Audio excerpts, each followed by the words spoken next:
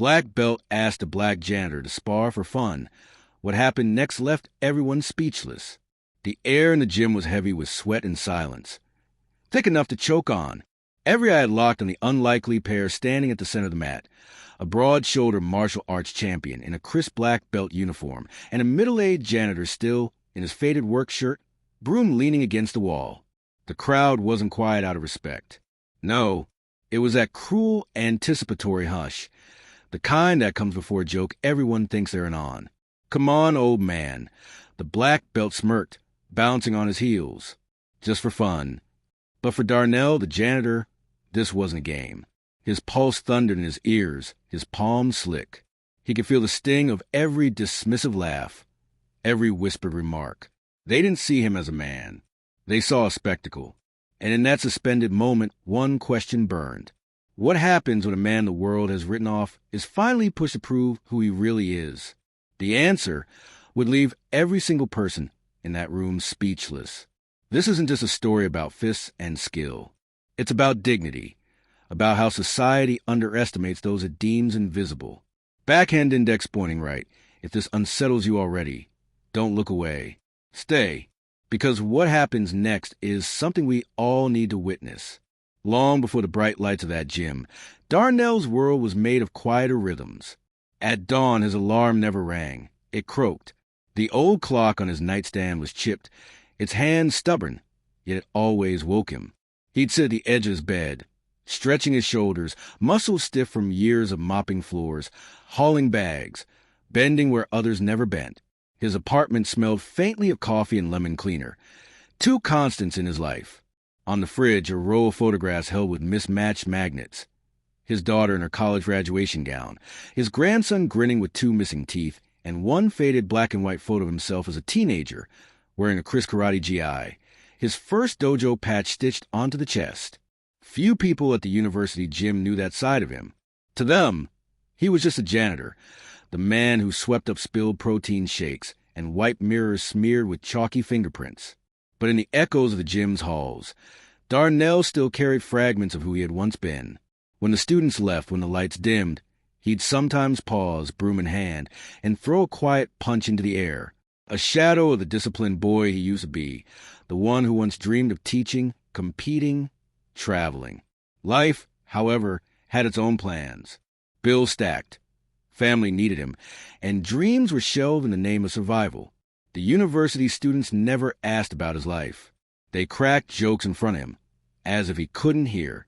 Man, must suck to end up like that, one had whispered. All that scrubbing, all those hours for pennies. The words stung, but Darnell learned to swallow them, tucking his pride behind a smile. There were moments, though, moments that gave him light. His daughter calling to tell him she'd been promoted. His grandson running up after school, asking to teach just one move, Grandpa. The way his body still remembered every strike, every stance, as if muscle had its own memory. Yet, as much as those private victories mattered, the outside world rarely let him forget the box he'd been forced into. One evening, while polishing the trophy case, he overheard two athletes comparing notes. Man, you see, Darnell? But he couldn't last 30 seconds in a real spar. Probably break a hip. They laughed. He didn't say a word, but something inside him tightened. These weren't just words anymore. They were reminders. Reminders of how invisible he'd become in the eyes of others. Reminders that no one believed he had ever been more than a man with a mop. And it was only a matter of time before someone decided to test him. Because in places like that gym, respect was currency. And to the young black belt hungry for validation, what better way to earn laughs than by challenging the janitor to a little fun? The challenge didn't come all at once. It began with whispers, smirks, little jabs that burrowed under skin. Hey, Darnell. One student called out while he was wiping sweat off the mat. Bet you can clean floors faster than you can throw a punch. Laughter erupted. He smiled, not because it was funny, but because silence was his only shield. Another time, the young black belt, Ethan, threw a casual remark loud enough for everyone to hear. Man, I bet my grandma's tougher than you. Darnell simply nodded, continued stacking chairs.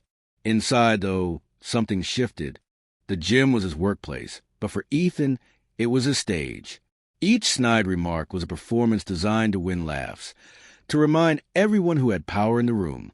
Darnell felt it gnawing at him. The humiliation, the ache of invisibility. Still, he swallowed it. He needed the job. But then came the point of no return. It was a Friday night. The gym buzzed with energy. Students practicing kicks, sneakers squeaking, the smell of disinfectant and sweat hanging thick. Ethan's friends circled near the sparring mat, phones in hand, recording for social media. "Hey, old man," Ethan called out, his voice dripping with mockery. "You ever fight? Or you just polish trophies you'll never win?" Heads turned. The room went quiet. The broom froze in Darnell's grip. He wanted to walk away. God, how badly he wanted to just leave. But the sound of chuckling, low, cruel, expectant, anchored him to the spot. His grandson's voice echoed in his mind.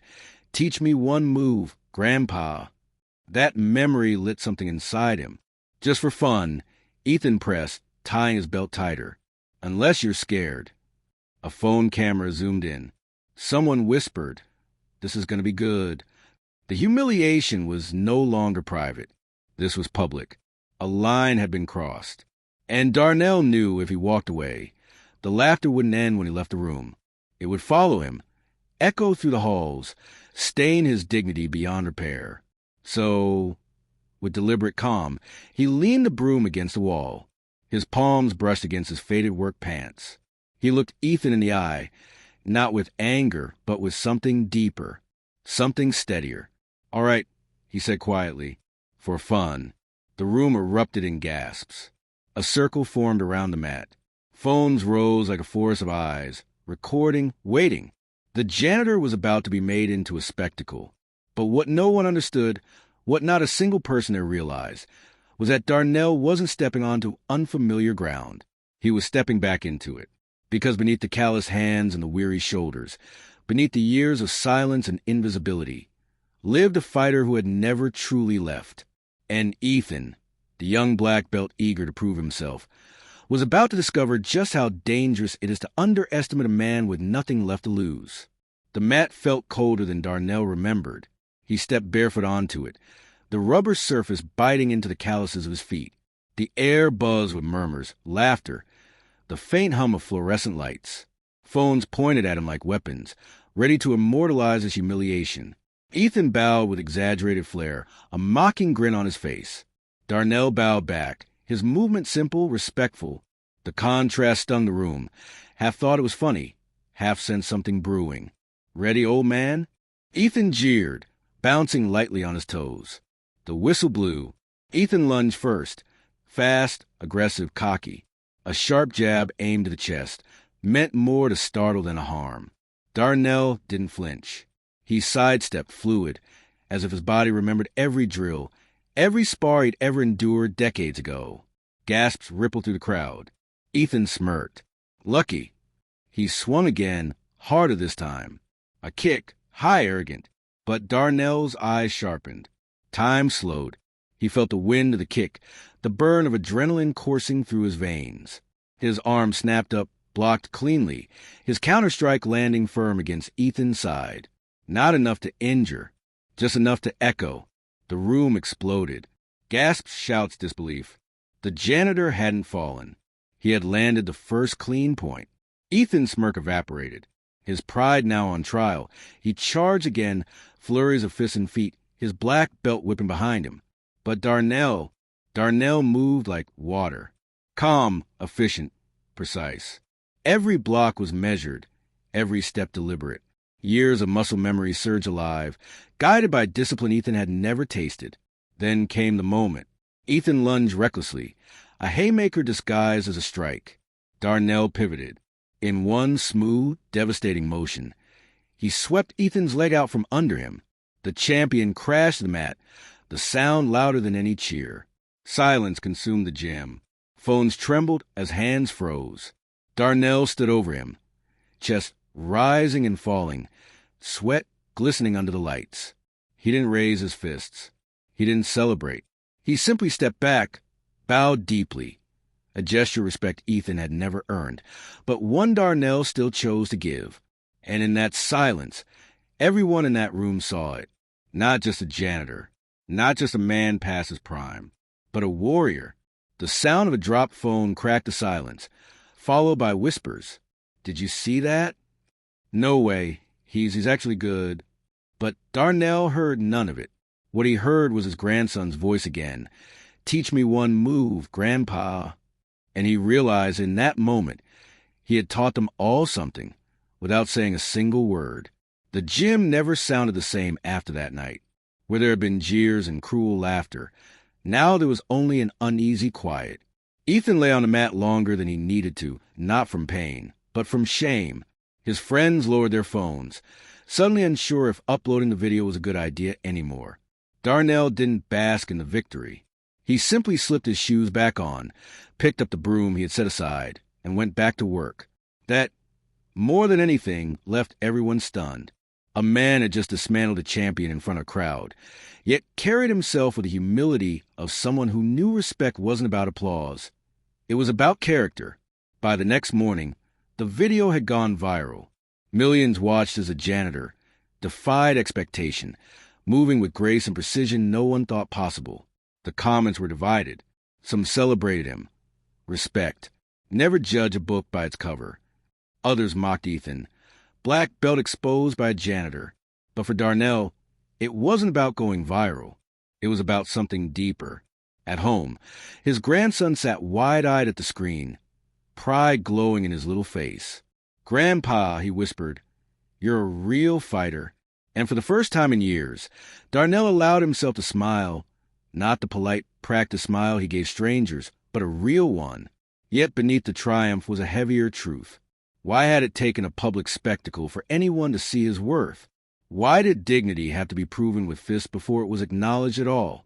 That's the cruel rhythm of the world Darnell lived in, a world that often dismisses a laborer, the janitor, the man in the background, until he does something extraordinary.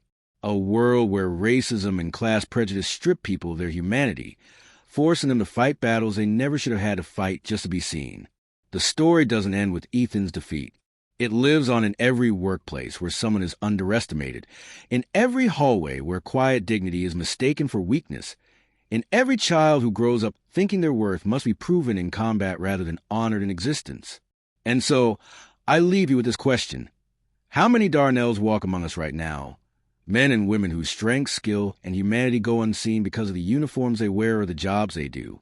Backhand index pointing right, this story isn't just his. It's a mirror held up to us. If it unsettled you, if it made you question how easily society dismisses people, then don't let the conversation end here. Share this story. Talk about it. Because awareness is the first step toward change. Darnell's fight wasn't about victory. It was about visibility. And long after Matt was empty, long after the crowd had gone home, his silent bow still echoed a reminder that respect should never be earned through humiliation, but given freely, because every life has worth.